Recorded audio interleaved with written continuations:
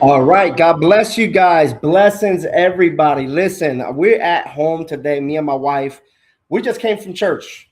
and there is something that me and my wife are felt compelled to talk about with you all. And as you see in the title of our this live podcast, which randomly we actually doing, by the way, it is called the Financial Literacy 101. And there's something that me and my wife that we were discussing when we got from church, and it's very interesting that people need to understand. One of the questions that people actually approached my wife, she posted, what was it, babe? Like 2, 3 days ago? Yeah, we were talking about. Well, I was posting out there. Now you guys gonna see my house. It's okay. You know what? We're parents. We're our parents. Yes. It's lived in. It's fine. So With lots of kids. Anyway, so all right, Zoe. Thank you, my dear. So honey, give us a second, my love, okay? what is somebody asked me about, like, how do you pay off that much debt? It's a lot of debt. $74,000 is what we've got. Then there's probably other people who have less, some people who have more. The average person, though, if they are disciplined enough. Oh, what happened? No, we got plenty. Go ahead. The average person, if they're disciplined enough, could actually pay off about $200,000 in debt in 3 years or so. Can't hear me? Yeah, you go ahead. Okay, cool. Could pay it off in about 2-3 years, but you have to be disciplined, which means that for a season you're going to say a lot of no's, and that's very uncomfortable for folks. I know. When I started talking about this with my husband, even like putting out there our numbers, he was hesitant in the fact that I was like, oh yeah, we should totally just say how much debt we do have, and explain kind of what we're doing to make it go down. Okay, baby, just put it in the sink. Yeah, in the sink, please. No, thank you. Yeah, just put it in the sink, honey. Go ahead. I'm not gonna apologize. My kids are not used to not being a attention for me, so just don't mind them. They're gonna be jumping. They're gonna be jumping around. So yeah, but $74,000 can seem like a lot. But when I ran the numbers, throwing extra payments in there, and this is kind of like where our current financial pace is now. Say we never get another dime, it would be practically done in 2 years if we never got another increase or whatever, but that's also not possible to think about, right? I don't know about you, but every person that I know has had some kind of increase in their finances. Now, your raise at work may only be $2, $3 per hour, it's 25 cents per hour, maybe 2%, whatever the case may be. Your raises may not be much, but it's a raise. So most people don't stay making. I know that I'm not making $7.25 anymore.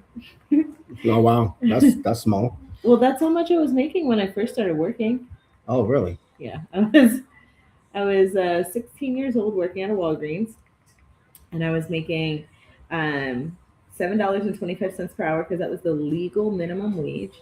And I think before the layoff, I was making significantly more than that. It was not $7.25. Now, we don't talk about what people make, but I can assure you, most people. Wonderful. Honey. Grab some water right here, my love. She already got it. She's okay. Good. Most people make more year over year, whether it's through increase at your current employer or job changes, whatever the case may be. A lot of times people do make more money year over year. I'm messing with this camera. It's okay. Just keep focusing, honey. So $74,000 is practical to pay off in 2 years comfortably. Mm-hmm. But we're going to be aggressive and try and get it done in like 6 months.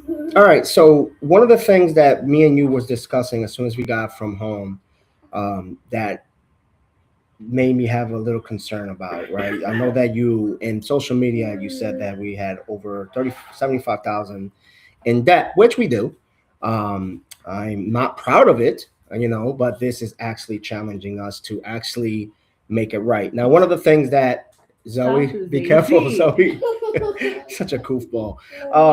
What I'm saying is that one of the things that is challenging is that I know that the scripture says that being in debt is actually a curse. Yeah. And now my question to you, baby, is because since in our family it's very dynamic. All right, I want to let you know, all men out there that are watching, Zoe, come on, baby.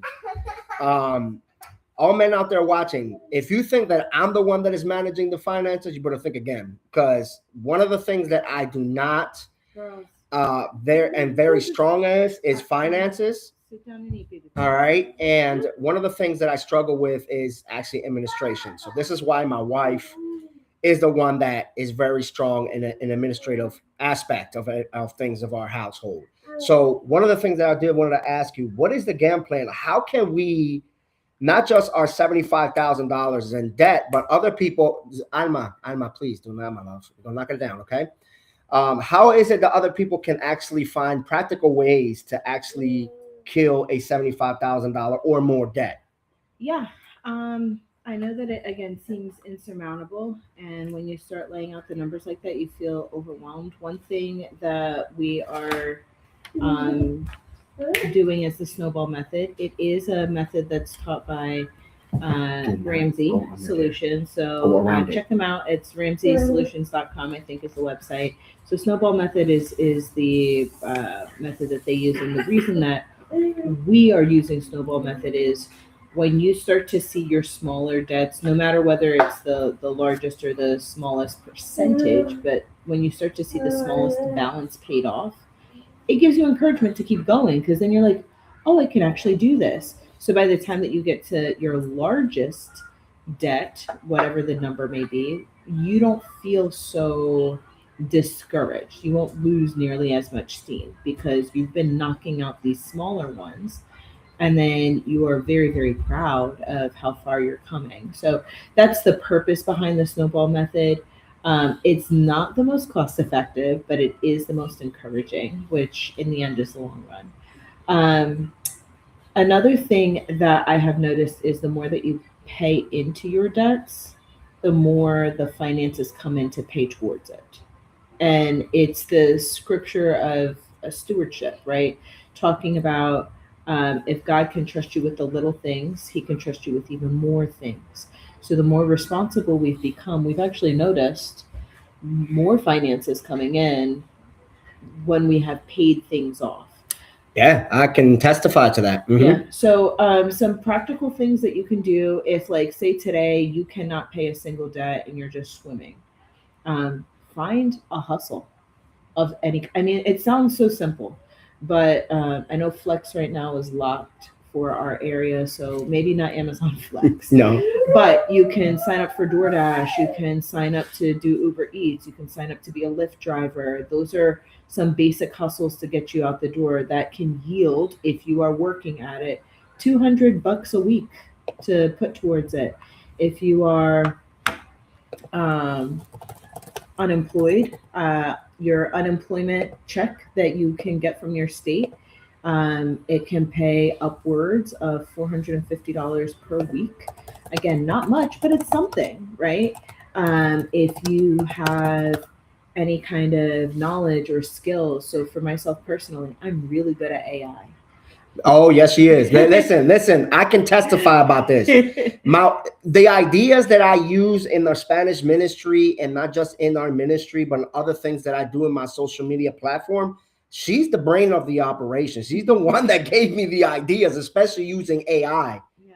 So I would say, like, from I'm really good at AI. As a result, I actually got like 3 clients over the weekend. I wasn't looking for them. They found me. And are willing to pay me for it. Ever since I started talking about trading on the market and finances and budgeting and all of that stuff, people have found me and they want to pay me for my services. So that way I can give them knowledge, and in exchange they'll give me finances. That has been the trade-off. So yeah, your top 3 ways of being able to aggressively pay into stuff. One is simple: cut back. Yep. Cut out whatever extra spending you're doing.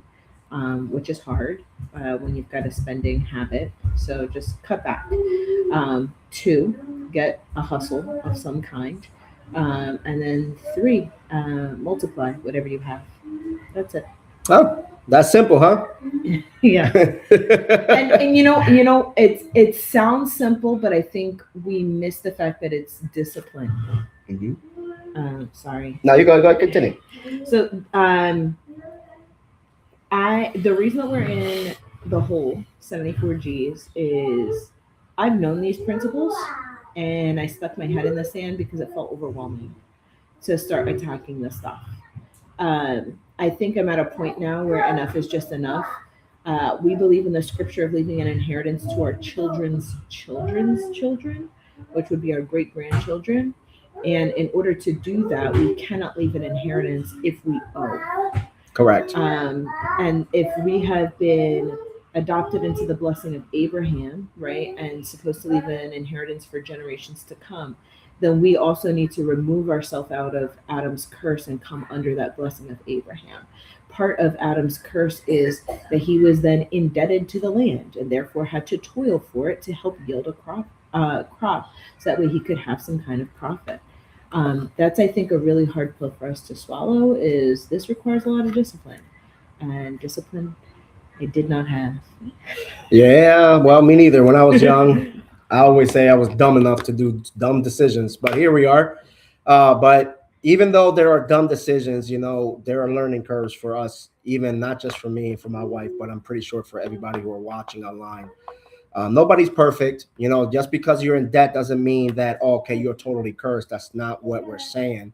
It is what me and my wife are trying to articulate is we're trying to teach not just our kids, because we have three kids.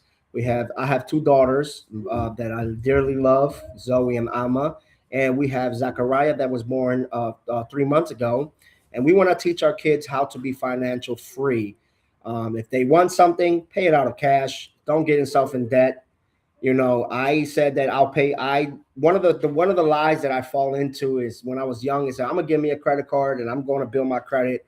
But one of the things that I actually didn't have was discipline, which I regret. Credit cards are not bad. It's not bad at all. I'm not saying not to get a credit card. All I'm saying is when you use a credit card, make sure you have self-discipline, because if you have spending habits that love to spend and spend and spend, then you're going to get yourself in debt much quicker than you expect. So make sure you use discipline. Make sure that you use the principles of the scriptures, because there's a lot of principles in the Bible of how to manage your finances in your household. And now that I'm learning this, and me and my wife, we want to just be debt free. We want to be lenders. We don't want to be borrowers. I don't know about you, but I want to be a lender. I don't want to be a borrower. So one of the goals that me and my wife have is to knock out these debts, which we're going to continue doing. It might be small steps, I'm telling you, but eventually we're going to be totally debt free. And there's going to be freedom in the financial aspect. So this is why we're here live today, because we want to share this with everyone who are watching. And my wife just gave principles of how to get out of this. And she actually recommended to use Dave Ramsey, right? Methods. Yeah, so Ramsey Solutions, he don't need no more money, but it works. Yes, it's the bear chocolate cookies. Go get the bear chocolate cookies. Please. Go ahead, baby. All right, go ahead, honey. So Ramsey is. That's fine, honey. Just go get it. Go ahead, babe. So Ramsey Solutions is who I recommend. If you check out, I think it's ramseysolutions.net.com, something like that. He is the king of debt freedom, and explaining how to be wealthy the biblical way, God's way, not necessarily the world's way. So the world's way will have you selling your soul to the devil to get $1 billion, right? Mm-hmm. And I mean, $1 billion is fine, but it's better to be like quietly wealthy rather than loud wealthy. And for us, money, my aunt said it best, money is the lowest form of wealth. It is more important for us to have wealth in other areas of our life, which means that we need to be disciplined in every area. So yeah, Ramsey Solutions is a place to get some practical tools. Some of them are free, some of them are paid. If you're going to do his Debt Freedom Toolkit, it is a subscription, a monthly subscription or yearly subscription to go through Financial Peace University. There may be a code that's out there, but I don't have one. I know Transformation Church did it for a year for free for people for a while. Oh, wow. Yeah. And that's like a $99 program. That I do know. Mm. And then they have some free worksheets. That's fine, honey. I need help though. Go ahead, continue. And then the other methods and tools that I recommend is getting somewhere like on a disciplined diet with other practical tools, right? So a disciplined diet doesn't necessarily mean like your eating habits per se, but reading scriptures regularly. No, that was 1 moment, please. Yeah, that one's Okay, honey. All right, baby. Go ahead, I got it. Okay. Yeah. Sorry, my kid is asking for cinnamon toast crunch right now. She picked the podcast to do it. Gotta love it. Anyway, so I've completely lost my train of thought. Talk about finances, honey. I know. Dave Ramsey. I did that. Okay. Oh, so discipleship. That's part of being disciplined, right? Reading a Bible plan every day, part of being disciplined. Going for a walk every day, part of being disciplined. Keeping, like for my husband, he thought that it was crazy that in the beginning of the year I was making my bed every day. That was part of me building my discipline muscles. Cleaning the bathrooms regularly, that's part of discipline. Like these all sound like very, oh my God, this is not, super golden nugget stuff. It is golden nuggets. It is golden nuggets. Mm-hmm. I think people want this like secret sauce, secret pill to make $1 million in 30 days. There is nothing. I mean, the scripture doesn't say that in look at I might be careful with the yes, camera, honey. actually, I'll pull that up. I think it's Proverbs 14. Let me see. I can wait. Thank you, my love. That's what is it? Proverbs what? I think it's Proverbs 14. Let me pull it up. You're in Proverbs 13. I don't know if it's 13 or 14. It's the rod, inheritance, delayed, arrogance. Okay, here's one. Proverbs 13:11. This is one that we should all be familiar with because we talk about scammers all the time. So Proverbs 13:11. Shout out to the scammers. Wealth obtained by fraud will dwindle, but whoever earns it through labor will multiply it. So There you go. don't scam a person.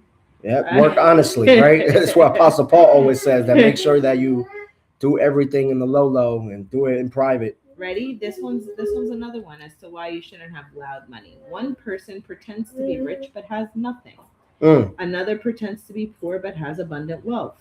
That's why like loud money doesn't last for a long time because they probably don't have much. Let's see. Proverbs 14.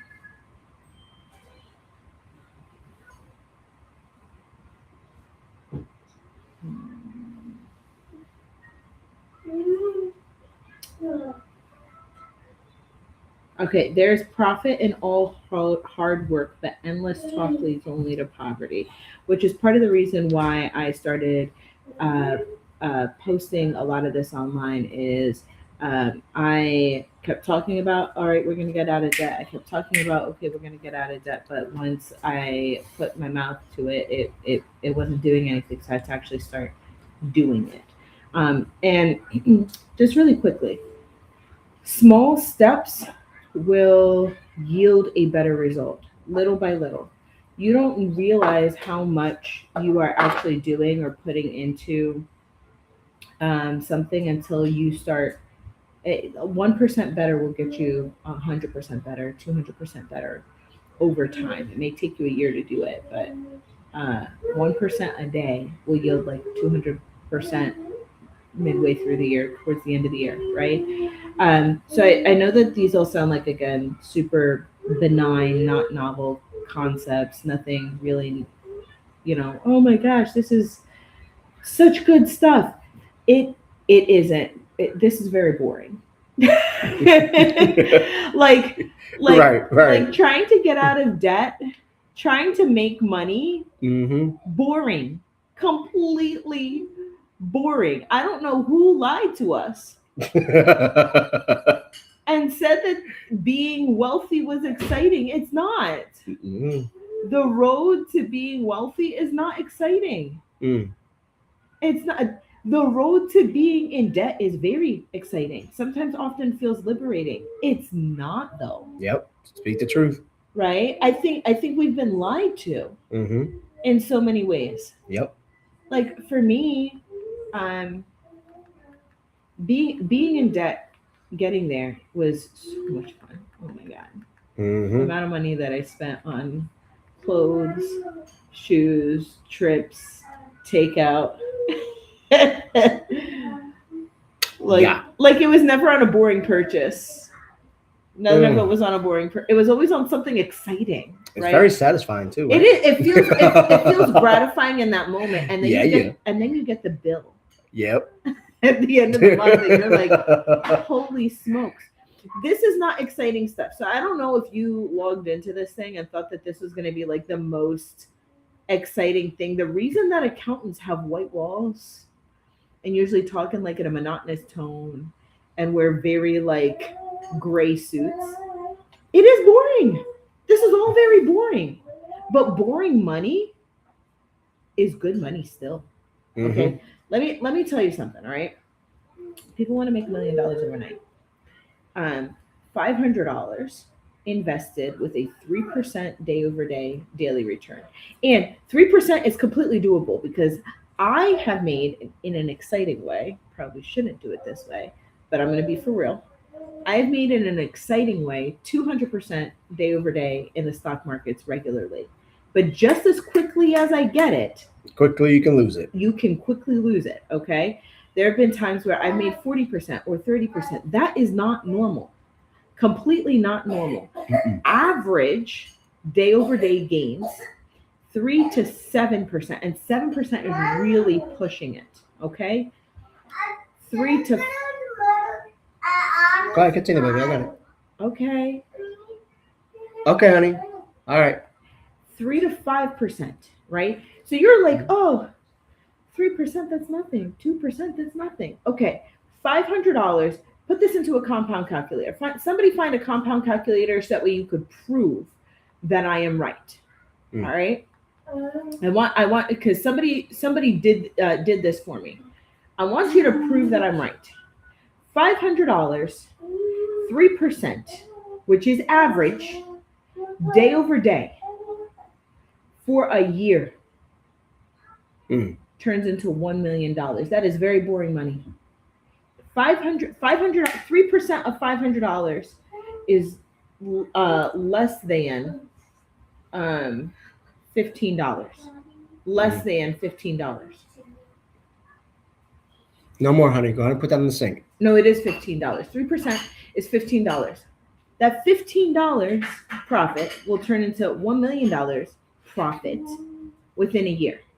A year from now, what would you like to do? Sure. Go on vacation. Right. But that's in a year. You don't touch it for a year. You live within your means for a year. 1 year. We're going to have to wrap this up soon because the kids are starting to get a little antsy. They're wild. Yeah, they're a little wild. But boring money is still good money. Boring money is very good money. Because even if it took me 2 years, 3 years to make $1 million, I did the math. It would take me $12 million to be completely retired and never have to make another dime ever again. If I were to sit and compound for 3 years' time, start off with 500 and work my way up and pay my debts off little by little, chip at it away little by little. in 3 years' time, we would have enough that I would never have to work again if I were to spend 3 years working at this. And that requires It discipline. requires a A lot lot of of discipline means cut back on vacation, cut back on. We have to say no. I mean, we're gonna have to say a lot of no's. Yes. Now, does it? I will say yes to certain things, right? So, like, I can say yes to a vacation if I plan for it. I'm not saying yes to go to the Bahamas next week. Mm-mm. That doesn't make sense. I'm not saying yes to going to Puerto Rico, in 2 months. I'm not saying yes to that. I will say yes to going to the Bahamas, Puerto Rico, Dominican Republic, wherever by December, November, Or December, maybe next year. right? Or next year. But I'm not saying yes now, Correct. right? And that's okay. I know that there is a goal in mind. My joy would be that we can just take off whatever it is, right, little by little for the rest of my life. So that way I can enjoy my children more. But this is boring. So I don't know if you came here for excitement. Financial Literacy 101. I'm going to tell you what it is. Spend less, save more, pay down your debts. Basics. Mm-hmm. Don't get a credit card until you learn how to be disciplined, and that may take you spending the next 2 years, 3 years working at it. You may never catch some crazy windfall. Me and my husband waited for a windfall to happen, for us to have some kind of crazy amount of money to come in. And his thing was, Lord, if you just give me enough money to be debt free. If you just give me enough money to be debt free. Imagine if God really that was my mentality, by the way. But if really God gave us money to pay off our debt, and if I'm not practicing this discipline now, what would you think that I'm gonna I'll be disciplined in the moment that we do have the money to pay it off? So I'll give you for reals. We can talk about it now, but we couldn't talk about it then. We have had 3 opportunities to pay off our debts completely. 3. And with crazy windfall. Correct. You know what we did with it? We blew it up. On a TV, some shoes, vacation. Yep. And it's because, like I said, I mentioned, discipline. no discipline. So we've been given that opportunity, we've been given that chance, and now we have to work really hard at it. And that's okay, because we're building those habits and those muscles so that way when we are debt free, we don't fall back into the same trap again. Correct. And we can continue teaching our children not to make those mistakes that we have done. Now, most lessons, best learned lessons, are through mistakes. So I'm not knocking this. We can teach about it from practical experience, but I'm just telling you right now. I know people came on here to hear something exciting of like saying that we became debt free overnight. We're not. No, we're not. I wish. And you know what? And I think this is exciting because now people can see the real work behind of when people say, "Oh, I'm debt free," but people don't see the whole process of being debt free. And again, my wife mentioned on social media that she's going to post every week of the process of us being total debt free, and it's exciting. Because that's one of our mission in our family, the DeFoots, which is in my household. Our goal is to be debt free and to be a lender, not a borrower. So here we are. We're excited. Just real quick, a couple of things. I'm not trying to be rude, folks. Okay. All right, girls and boys. Yep. All right, girls and boys. In the words of Alma. Here's what we got going on, okay?